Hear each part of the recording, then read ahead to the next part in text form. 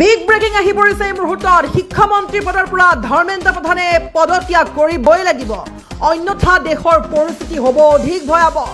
ছাত্ৰ ছাত্ৰীক আক্ৰমণ কৰা আৰক্ষী গ্ৰেপ্তাৰ কৰি জেললৈ পঠিয়াবই লাগিব এক ডাঙৰ খবৰ ল'ব চেষ্টা কৰিছো এবাৰ শীঘ্ৰেই মুকলি কৰা হ'ব ৱেবছাইট বৈঠকৰ প্ৰাক মুহূৰ্তত সংবাদ মেল পাতি গৰ্জন কক্ৰ'জ জনতা পাৰ্টিৰ দেখিবলৈ পোৱা গৈছে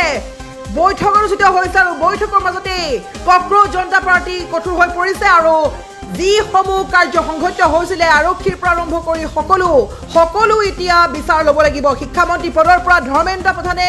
পদত্যাগ কৰিবই লাগিব যদি পদত্যাগ নকৰে তেতিয়াহ'লে প্ৰতিবাদ কৰি যাম বুলি হুংকাৰ দিছে কক্ৰ'জ জনতা পাৰ্টিয়ে ছাত্ৰ ছাত্ৰীক আক্ৰমণ কৰা আৰক্ষীক গ্ৰেপ্তাৰ কৰিবই লাগিব যিসকল আৰক্ষীয়ে ছাত্ৰ ছাত্ৰীক গ্ৰেপ্তাৰ কৰিছিলে কাপোৰ ফালি পৰ্যন্ত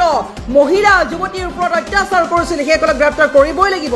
আক্ৰমণকাৰী আৰক্ষীক জেলত পঠিয়াবই লাগিব চৰকাৰে আৰু পুলিচৰ গুণ্ডাগিৰি কোনো পধ্যেই সহ্য কৰা নহ'ব তাৰ বাবে কক্ৰ'জ জনতা পাৰ্টিয়ে শীঘ্ৰেই মুকলি কৰিব এক বিশেষ ৱেবছাইট যি ৱেবছাইটৰ জৰিয়তে ছাত্ৰ ছাত্ৰীৰ ওপৰত আক্ৰমণ কৰা গুণ্ডাগিৰি কৰা পুলিচৰ ফটো ভিডিঅ' শ্বেয়াৰ কৰা হ'ব